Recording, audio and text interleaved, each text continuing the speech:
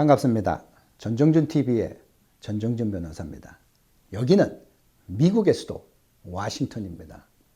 오늘은 새로 출범한 재외동포청이 성공하려면 어떻게 해야 하는가 그 비법을 소개하겠습니다.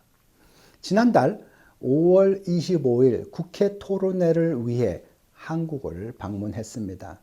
그때 국회 방문 중 재외동포청의 6월 출범을 앞두고 국회에서는 여러 단체가 정책 포럼회를 열면서 재외동포청이 해외동포 차세대 취업 및 대학원 과정 추진 등 여러 제안들이 나오는 것을 보았습니다.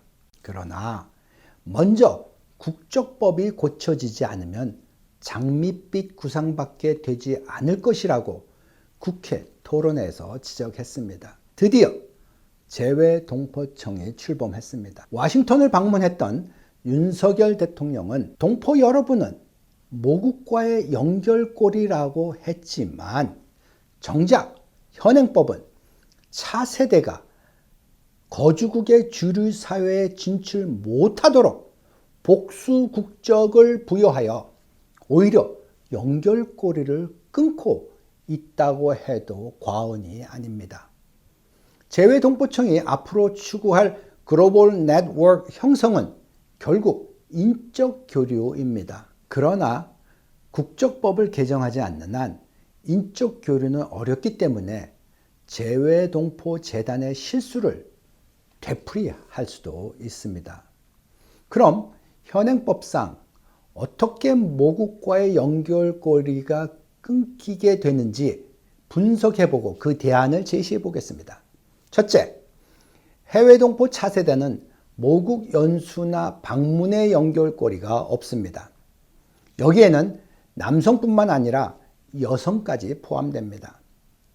남성의 경우 소위 홍준표법에 의해서 원정 출산이나 병역 기피자도 아닌 해외 출생 선천적 복수 국적자는 만 18세가 되는 해 3월 말까지 국적이탈 신고를 하지 않으면 병역 의무가 부과됩니다. 따라서 1983년 5월 25일생부터는 잠재적 병역 기피자가 되어 모국 연수나 방문은 사실상 불가능합니다. 홍준표법에 대해 헌법 불합치로 승소하였으나 국회는 신고제에서 허가제로 더 까다롭게 만들어 기본권 침해는 그대로 남아 있습니다.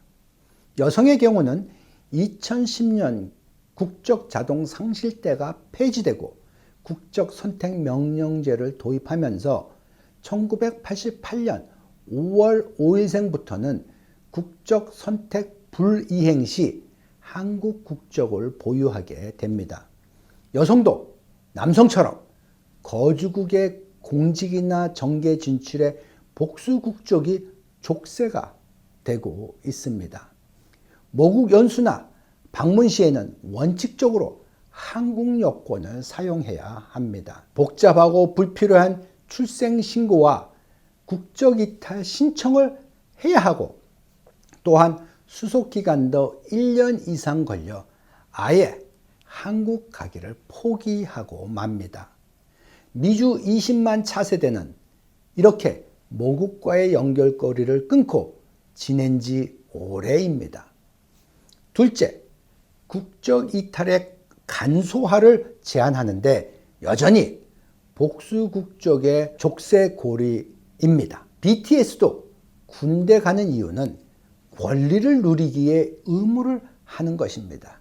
그러나 선천적 복수 국적자는 권리 없이 국적이탈 의무만 부과하기에 홍준표법이 악법인 것입니다. 국적이탈을 아무리 간소화하게 해준다 해도 복수 국적의 증거가 남고 또한 권리 없는 의무 부과이기에 형평의 원칙에 어긋납니다. 따라서 병역과 무관한 선천적 복수 국적에게 국적이탈 의무를 계속 고집하는 것은 모국과의 연결고리를 끊겠다고 하는 정부나 국회의 의지로 밖엔 해석이 안 됩니다. 저는 대안으로 국회 토론회에서 국적법 개정안 제14조의 2를 통한 국적자동상실제의 부활을 피력했습니다.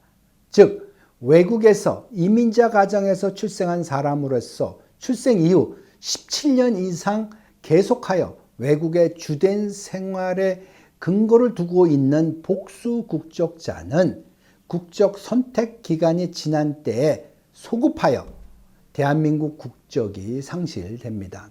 이 규정은 남성과 여성의 복수 국적 문제를 어느 정도 해결할 수 있습니다. 예를 들면 해외 동포 차세자들이 거주국의 주류사회 진출을 위한 공직이나 정계 진출을 장려할 수 있고 또한 모국의 연수나 방문도 가능해집니다. 그러나 해외 인재 등용을 위한 한국 취업은 여전히 힘듭니다. 셋째, 재외동포 차세대 인재 등용을 위한 모국과의 연결고리가 막혔습니다. 홍준표법에 이어 유승준 막기에 앞장섰던 2017년 재외동포의 법적 지위와 출입국에 관한 법률에 의하면 국적 이탈이나 상실한 자는 만 40세까지 재외동포 비자 F4 비자를 받을 수 없습니다. 이 법안이 통과될 때 병역 기피 목적이란 단어가 삭제되어 병역과 무관한 전 세계 해외 동포 차세대도 한국 취업이 어렵게 되었습니다. 따라서 해외 인재 등용의 연결고리를 만들려면 현행법에 병역 기피 목적을 삽입하여 병역과 무관한 해외 동포 차세대 인재를 등용하는 길을 열어야 합니다. 그래서 재외동포청 출범 전 정책 토론에서의 제안들이 장밋빛 구상밖에 되지 않는 이유입니다. 현행 국적법을 바로잡기 위해 국적자동상실제 개정안을 발의하려고 하나 나서는 국회의원이 별로 없습니다. 아직도 대통령이 강조하는 모국과의 연결고리를 제대로 이해하지 못하는 것 같습니다. 여야가 합의되어 통과시켰다는 재외동포청이 벌써부터 걱정이 되는 이유가 여기에 있습니다. 새로 출범한 재외동포청이 성공하려면 국적법부터 개정하여야 합니다. 오늘도 마음을 나눠주셔서 대단히 감사합니다. 여러분, 승리하세요.